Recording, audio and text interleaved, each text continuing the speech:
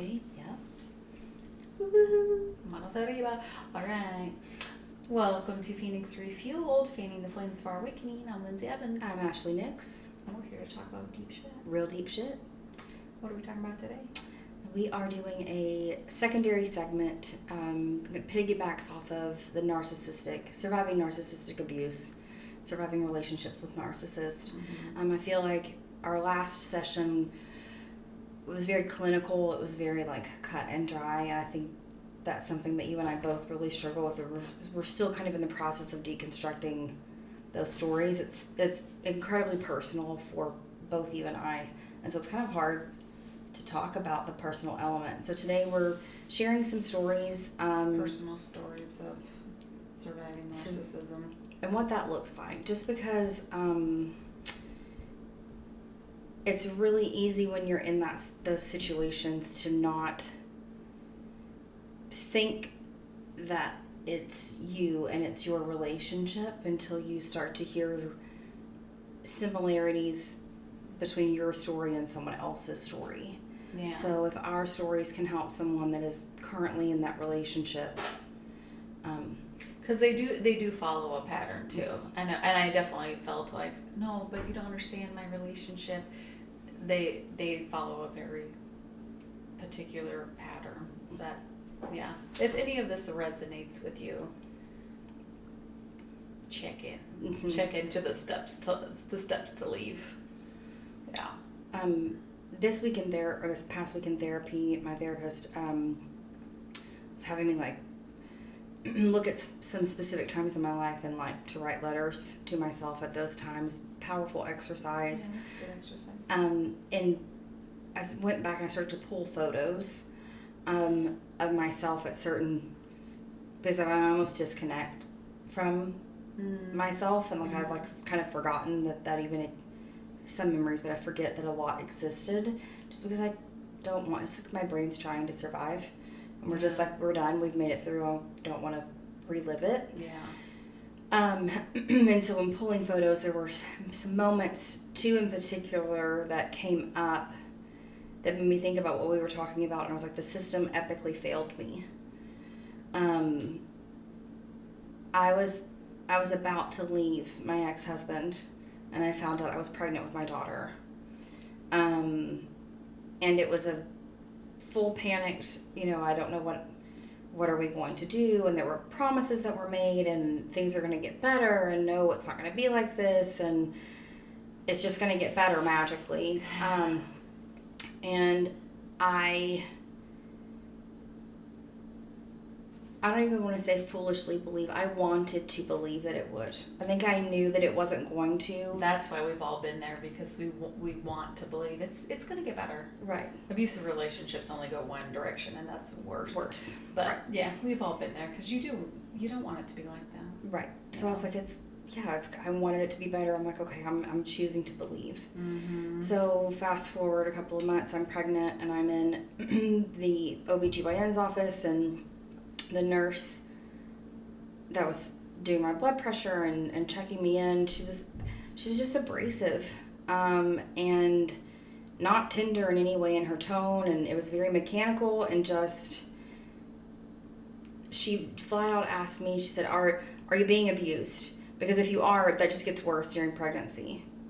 And the way that she asked, in my head I was like, well, I think I am, but I'm not sure that I am, but I think that I am, but I was about to leave, and then I'm pregnant, but now I'm here, but I'm not going to tell you that, though. Did it feel accusatory or judgmental? It just felt, I did not feel safe sharing that I was afraid that I was in an abusive relationship. Mm-hmm.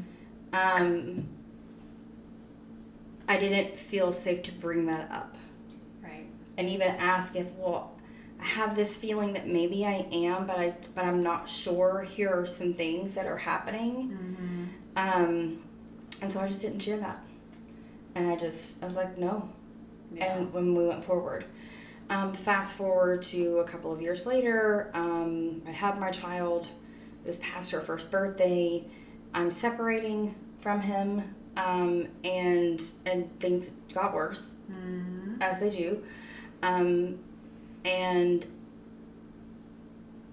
I had contacted the police department, and I was asking some questions in regards to like restraining orders and protections for myself. And the person that I talked to said, well, did you ever call the police? And I said, no. Well, why not? Well, I don't know. I didn't. I mean, in every instance it happened, I either A, thought it was my fault, B, thought I had escalated it, even if it wasn't. All the we stay in abusive relationships. Right. Yeah. And I also was like, they wouldn't believe, like, he didn't actually physically leave a mark on me. Mm-hmm. I don't know. It was just teetering that line, if I thought. I am being abused. Mm-hmm. Yeah. Which, knowing what I know now, it absolutely was still abuse, even though there were no marks, right? And I said, I don't want to keep him away from his daughter. It's only directed at me. Mm. And the police officer said, well, either he's abusive or he's not. You can't have it both ways. And I was like, well, okay. And I hung up the phone. I'm like, well, I have no documentation. Yeah. Because I never called. I have no pictures. Like, no one's going to believe me. Yep. And that's how they get away with it too, because a lot of times even after you have significant documentation, it's like, well, we can't do anything right now because nothing's happening right now. Right. I mean, you're not in danger right this second. It's like, okay, I have to call you as I'm actively getting abused or I'm murdered or I'm dead. Yeah. I'm dead. And they're like, well, why didn't women call the police? Well, even when they did or they do, nothing happens. Yeah, a lot of times, unfortunately. And really, it only makes things worse. Yeah. For us. Yeah. The most dangerous time is when you leave. Right. So that came up, and then it made me think about, like, we didn't really share any stories. Yeah. And so, do you want to share one? Do you want me to share one? You can go ahead. You want me to go first? Before I had my daughter, there was a moment we were arguing. I'm not even sure about what. It doesn't matter. We were arguing, and I wanted to leave. And I was it was later in the evening, but I was like, I'm just going to leave, and I'm going to drive an hour and a half, 2 hours to a friend's house, just like I'm just going to leave, right? And it's a married couple that I know, close friends and still close friends, and he took my keys, he would not let me leave. And he had me backed into our kitchen, in a corner in our kitchen, and he was screaming at me and yelling and in my face. And I was so startled and so scared that I slapped him. And of course, then it's like, well, look at you, you're an abuser. You're the aggressor. And I told a friend of mine what happened, and the friend, a female, said, well, no one should be hitting anyone else. Mm-hmm. And I was like, oh shit. I'm in the wrong. I was like, this is my fault. Like, I caused this and I hit him. Like, I can't do that. But you were trying to leave. I was trying to leave. He had my keys. He would not let me go. And he had me physically backed into a corner by screaming. And he was like, no COs, screaming in my face. Yeah. Intentionally to get a reaction. Yes. Yeah. And it was so that was one.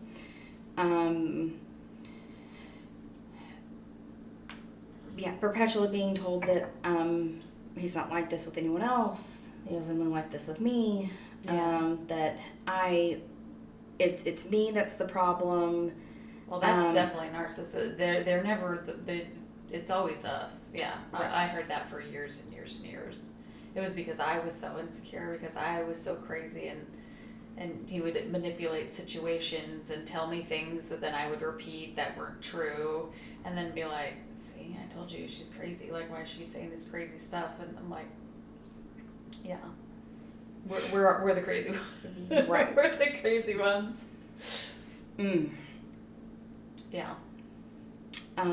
Sign number 1, if you feel like you're perpetually being told you're nuts. It might not be you. It might not be you, babe. It could be you, but it might not be you. But it might not be you. On a second occasion, he had done the same thing. He had taken my keys, and I was like, give me my keys. And he said, no, the car's in my name. I was like, I bought the tires. I get the oil change. It's registered in my name. I pay the insurance. I'm making the payments.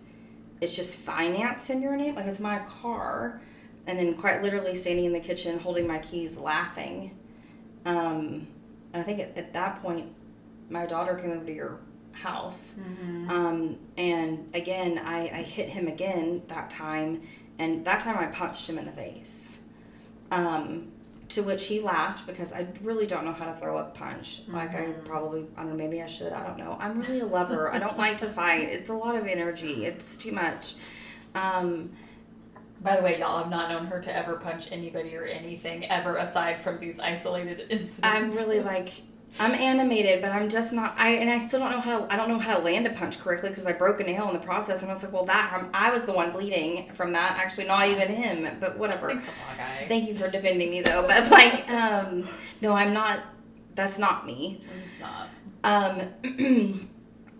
And yeah, I mean, he was laughing, and it wasn't until a couple of years later that a police officer that was, like, domestic violence is their area of expertise. I started my story, and then he finished it. Mm-hmm. And I was like, oh, shit. Because they all have the same patterns of behavior. I was like, I was like, but I hit him. And he was like, of course you did. It's called reactive abuse. And he was like, you were defending yourself. You were trying to flee the situation. Mm-hmm. You could have taken his car, mm-hmm. even. It doesn't matter. I was like, the car wasn't his. Like, I gave all the reasons that he gave why he held my keys. Mm-hmm. And he was like, oh, well, like, it doesn't matter who's financing. You were trying to leave the situation, mm-hmm. and he was preventing you from leaving the situation, mm-hmm. and you defended yourself. Yep. But I think, it looks like I was the aggressor. Well, it looked like that to you, and it would have to me too, I'm sure, because we spend so much time being gaslit and manipulated and lied to, and hearing that, oh, you're crazy, you're irrational, you're too emotional, this is why I do these things, and you do start to believe it, and a lot of times the victims end up, we buy the story, and then we also excuse away the behavior of the abuser, because it's like, oh, no, I am in the wrong, and I did do the, you start explaining it, because that's what you do in your relationship with them. You're constantly trying to control it any way you can, and the best way to do that is take the blame. So you start making up reasons why, oh, it's my fault. Mm-hmm. Yeah, okay. Nope. They get you so trained. Like, it's really sick. It is really sick. Mm-hmm. Yep. Instances with, there's so many instances with,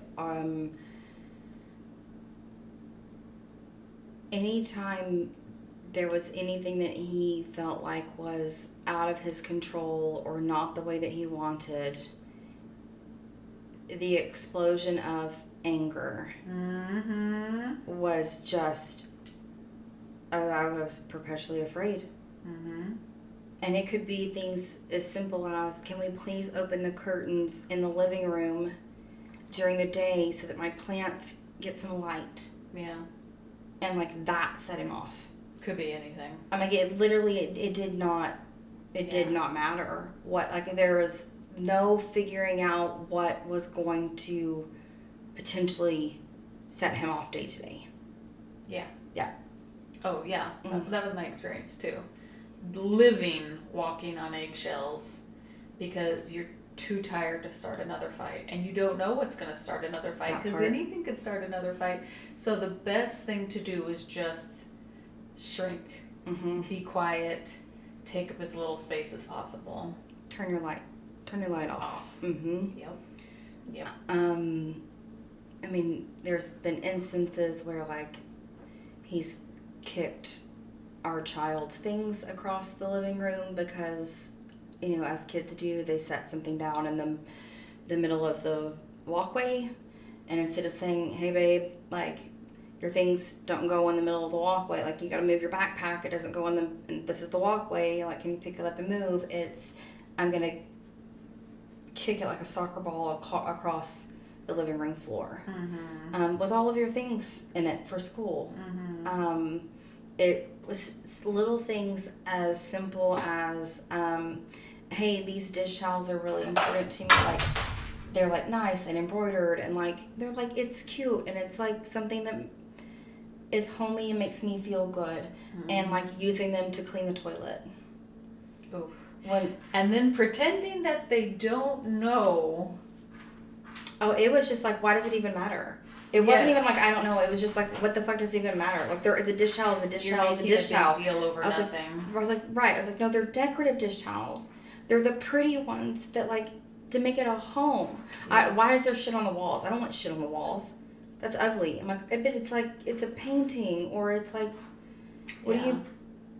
Notice how, though, because that one really resonates with me, because over the years, a lot of my things got ruined, went missing, got destroyed. And it was only after I left the relationship that I looked back and I went, none of his stuff ever went missing, got ruined, or destroyed. It was only my stuff that was unimportant, or why are you worrying about that, or why are you spending money on that, or I don't want that, or, it got broken, and it's like, why are you making a big deal over this? It's just a bowl. It's just a this. I was like, but it was never your stuff getting destroyed. It was the way that he would throw a fit if his camping gear did not get put up appropriately. I multiple times I was like, if you would just take care of some of my things the way that you take care of your camping things, it's like it's that same level of care. Like, I understand that this is important to you, and this is an investment. Like, camping stuff's not cheap. Some of the stuff I'm buying isn't cheap. You buy it once and you have it a lifetime, and it's like nice stuff. How can you not apply the same principles and rules? Because I can to your things. I'll take care of them the way that you're asking me to. I understand. Yeah. But you can't do that for mine. No. Right. Somebody who is like real NPD, not only can they not do that with your stuff, they don't do that with you.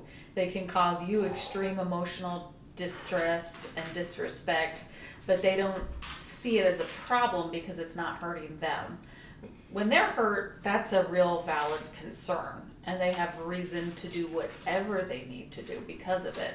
But they just really don't have any empathy for anybody else, so it doesn't really matter.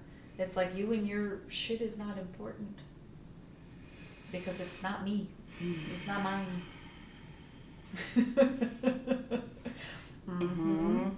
Yep. Yeah, that reminds me, I shared this story with you before, but I'll say it. One of the fun ones that I had when I was constantly being gaslit was, and I remember trying to explain this to my attorneys, and I think they were kind of confused because they're like, why is this the story she's choosing? Like, this doesn't seem that important. But it was important to me because being in a relationship with somebody like that is death by 1,000 cuts.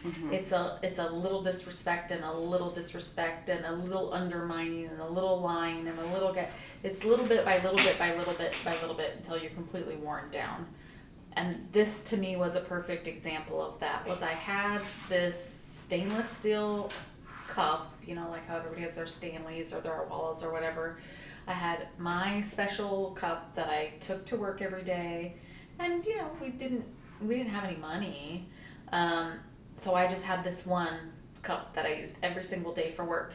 And everybody, everybody in my family saw me with this cup. He saw me with this cup. This was my cup. Everybody knew this was my cup. And it just went missing one day. And I was at the house and I'm asking him, like, where's my cup? And he's like, I don't know what you're talking about. I'm like, the cup, my cup that I take for work, the stainless steel, the one with the flowers on it, the one that I always have. I have it every day that I take my coffee in and my water in. You know what? I have no idea what you're talking. Like, I don't know why you're getting so bent out of shape over a cup. I'm like, you know what I'm talking about. It's the same one I use every single day. And he just brushed me off like, I don't know, get a different cup. You're being really weird. Well, a week or so later, he was having an affair with our neighbor, by the way. You have to know that to know this part of the story.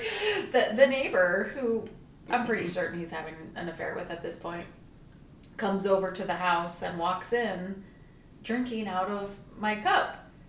And I it's been missing this whole time. I've been losing my mind, tearing the cabinets apart, looking through my car, looking through all of my work stuff. Like, what did I do with it? I had it. It just disappeared off the counter. And she walks into my house with the cup. And I'm like, oh, hi, what are you doing here? Oh, I'm meeting your husband. I was going to help him with something. And I said, oh, nice cup. Oh, thank you. My husband had given it to her. Oh. Okay. So he just let me think I was insane for the week, had no idea what I was talking about, watched me go through all of the cabinets, go through all of my stuff for this item that, again, is just a cup, but I used it every single day. And it was just one of those little digs to make me feel like I was crazy, and then to rub in my face that he had given it to the woman that I later confirmed he was having an affair with. It was like, yeah, there's always these psychological mind games to convince me that I was crazy. And that one would have been a great one for him to do, because had she not walked in with it, I would have truly thought I was losing my mind. Like, I knew it was there. I don't know what I did with it. But he liked to do those little things to confirm to me, yeah, she's crazy, you're crazy. Yeah, because it works you up. You're like, I'm upset about this. Where is this? This is my Yeah, it was just something I used every day. It was part of my routine, and he was, I'm sure, all too happy to see me losing my mind over it, knowing good and well where it went, because he gave it to his girlfriend. Like, okay. Just lots of little stuff like that. He would manipulate situations. He would tell somebody one thing. This neighbor, by the way, her and I used to be friends, and part of the triangulation that narcissists do is they'll spread out information to different places to kind of puppeteer people. And so he's telling this neighbor stories about me, about how I'm the crazy, horrible wife, and I'm unhinged, and I'm doing all these things. And so she's going like, oh no, you poor thing, I'm so sorry, you're married to this person, she sounds awful. And then to me, he's telling me all these horrific stories about her and things that she's doing, and I'm going, wow, she sounds terrible. So when her and I kind of start to distance ourselves from each other, we stop talking because she thinks, oh, this woman's a little crazy, and I'm thinking, oh, this woman's a little bit crazy. And meanwhile, conveniently for him, he's free to then control the narrative and then go back and forth, and we're not interacting to see the truth. Yep, I was going to say the reason that's done though is because they have to isolate. They do. In order to keep the narrative happening the way that they want it to happen. Yep. So, like... You can't have the truth get out. No. Like, my former business partner, that was one of my I was like, interesting how, like, their partner in life, and it's like, it's always someone's mistreating her, and the other one is, like, the protector. Yeah. Right? And it's like, but it would change as to which one was either I was the villain or her partner was the villain, depending on who and the other one needed to be or like what was like happening like at the time. She was like, I'm being victimized by, and it's like, and have this way of making you feel like, oh, like poor little so and so. She's just a good person. She's just trying to like now later I'm like, you were quite literally using both of us, and really I feel sorry for her partner. I'm like, when that comes crashing, that's going to be hard for her to fully recognize. But I was like starting to notice the separation of, and it's like, oh, so we can control the narrative, right? There is a lot of control. Yeah, there is a lot of control. But if you're in a relationship where you're constantly feeling like you're losing your mind, you constantly feeling like you're not doing good enough, you're constantly feeling like you're scrambling to get love and attention, those are all good signs that you're in a abusive or possibly narcissistic relationship, because those are all ways of manipulating you. And any relationship, by the way, is unhealthy if you constantly feel like you're not enough. Love is not conditional. Correct. If you're having to earn your love from your partner for any reason, maybe rethink. Yeah. I mean, I think you said this in the last, document. Yeah, that's why it's so important to document everything, is because you will literally be made to feel that you are the problem, you're losing your mind, they'll lie to you straight to your face and tell you what you saw you didn't see, what you heard you didn't hear. And I had to keep a track of what was going on just for my own sanity, just to prove to myself, like, I'm not making it up, because you'll downplay a lot. And the interesting thing about narcissists is they'll have you do the work for them. They'll get you trained to see yourself as the problem, to make excuses for them, because you do want it to be better. You want it to go back to being good, so you're really trying hard to fix the problem. And it was really helpful for me to go back and say, like, oh, no. 3 years ago, I was saying this and this and this is a problem. He's never home. Like, he's talking to all these women. He's spending all of our money on this. Yeah, I know I actually do have reasons to be upset. This has been going on for a long time. I would say it helps you establish patterns of behavior. It does. Because you have a way of forgetting. I feel like it's in a lot of ways a protective measure. It is. Of just like, that's done now, and I'm just going to forget that wrong ever happened. I'm going to move past it and just, roll it in. It's fine. Move along. Especially when there's a lot. If there's so much you're getting assaulted with, it's really easy for it to get lost in the shuffle, and you're on to, like, putting out the next fire. So you just... Soldier on. Yep. So that documentation is crucial. Everything. If you do decide to leave and or you are contacting police, make sure that you are contacting the domestic violence unit. There's so much nuance, and the person that was able to finish my story for me, that was their area of specialty. And I think, like, your regular, like, person that's answering the phone is not necessarily as trained. And I don't know, maybe it's changed over, maybe it's changed. This was several years ago for me, but I really feel like there's massive benefit in finding the unit that covers family violence, because there's nuance. And so they're going to be able to understand and talk you through and affirm for you, hopefully, what's happening. If you are a person of color, try to find someone in that unit that is the same culture as you, ethnicity as you, especially if there's any sort of nuance, culturally speaking, with treatment between genders. That, and just sensitivity so that you're heard. Same thing if you're queer too. If you're queer, see if you can find somebody who's not going to dismiss the abuse outright for that reason. Yeah. And if you can get therapy, get therapy. There's lots of good books written that you can, free audiobooks or library books that you can rent about narcissistic abuse. And there's lots of good online groups to share stories with people if you can find a safe way to the computer. If you're thinking, like, maybe this is what's happening. Those were really helpful for me as I was leaving that relationship, just to hear other stories of, like, Oh, yeah. Yeah, that happened to me too. Oh, yep, that mine did that too. Because it's crazy once you start hearing the stories how similar they all are. I mean, Yep. yep.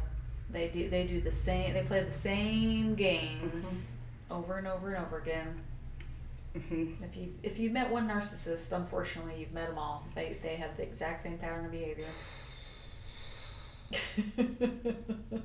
Just, Yeah, but you don't have to live with that. no. So are there any other stories you want to share? I know the whole point of this was Our personal stories. right, just because I was talking to Lindsay before we started filming, I was like, I want to make sure that Ashley from that time period, although I had the inklings and the thoughts, when I had that person that was able to finish my story, there was a validation in that. Yeah. Of like, oh, okay, that really is, because I was carrying so much guilt and shame for the fact that I'm the one that hit him. Whereas I'm just not a hitter. I'm animated and I get passionate about things. I'm a creative, like that is, I'm fiery, all of those things, but I'm not a hitter. But I felt like it was my fault. Yeah. And so that was just the point of like telling the stories, so that if you hear pieces of yourself in this story, like that's probably what you're going through. If you have that inkling, it's what you're going through. Yeah. I mean, yeah. If you have the love bombing, the story of what? I would say, will you share the hiding of the cell phone story? Oh, yeah. Well, I was just going to say, if it follows the pattern of very, very intense, very quickly, and then once you get some sort of commitment, mine took a nosedive right after the marriage and the baby. It was like once I was locked in, then all that sweet, overflowing attention slowly started to become judgmental and demanding and exacting and critiquing, and then I was, scrambling, and then there was cheating over and over again, and then there was lying, and then there was hiding of drugs and alcohol. It just slowly, once it was locked in, it just slowly got worse and worse and worse. Which we already said, but I want to say over and over again, if you're in an abusive relationship, friends, it's never going to get better. Oh, it just gets worse. It's going to get worse. It only goes in one direction, and I'm so sorry if you are in a relationship that you want to get better, but if it's abusive, it's not going to. It's going in one direction. And maybe the person you're with can get help, and maybe they can't, but you gotta go. But I will tell that story because it's just another example. It was at the time where I was starting to realize a lot of what he was telling me were lies. I mean, he was lying to me about everything. And it was one of those moments I had before I left that was kind of a shocking, because I was in denial. But I had a moment of clarity. I was coming downstairs. He was downstairs. I was upstairs. And he was ranting and raving, and he was going to take off, and he was angry, and I had, like I usually done, because I didn't want to fight, trying to assuage his anger and get him to calm down and trying to fix everything. What do I need to do to get him to calm down? And I had gone upstairs, and he's ranting and raving downstairs. And I came back down the stairs to see what he was yelling about again. And I watched him take his cell phone and slip it under the couch cushion. So I saw him hide his phone in the couch. And I watched him, and then he proceeds to continue ranting and raving, yelling upstairs at me, because he still thinks I'm upstairs. I'm in the stairwell where he can't see me, about how he needs to go, and he's so angry, and basically calling me lazy to come down and help him find his phone. And I remember thinking, how crazy is this person that I'm married to? It was a real moment of awakening where I'm like, he did that only to belittle me. Mm-hmm. I watched him put the phone in there so he would have an excuse to scream at me and tell me how stupid I am and have a reason to be angry at me. Like, just for a reason to rage. And I remember thinking, wow, that's my husband. Who in the hell am I married to that would do something like that? Yeah, that was one of the little pieces. One of the little pieces that eventually got me out the door. But it took so many of those pieces to get me out of that door. But that was a real, like, wow, who the hell am I married to? Mm-hmm. Why would you do that? Why would you do that to the person that you supposedly love? Because he got some sort of satisfaction about being smarter than me, being better than me, and having somebody to put down. It really is about, like, making themselves feel better and bigger. Mm-hmm. In some of my most recent, my daughter is now being involved in some of the most recent things. And so there's, it's really painful to watch, because I know what's eventually coming. And for her sake, and maybe a little of my own delusion, right? I've tried to shelter and buffer and take the blame and, like, apologize for and just, like, soften, and shield as much, like, buffering in between, just because, you know, that's her father, and, like, girls need to love their dad, and, you know, and not wanting her to figure out who he is too early. Yeah. Right? And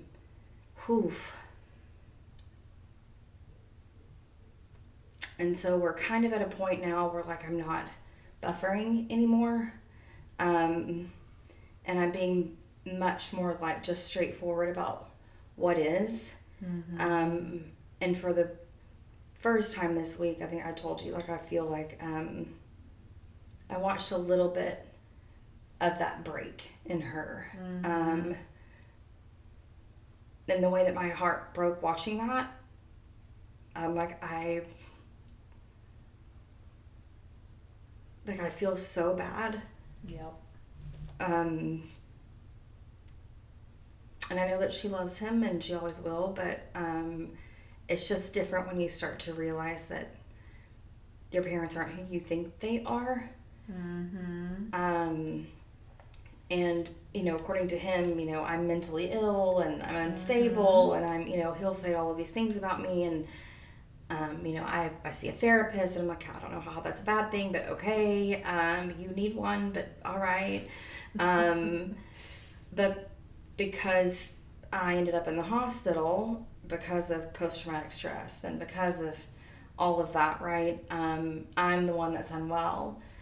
But we're discounting the things that were done that led to that. Yeah. Right.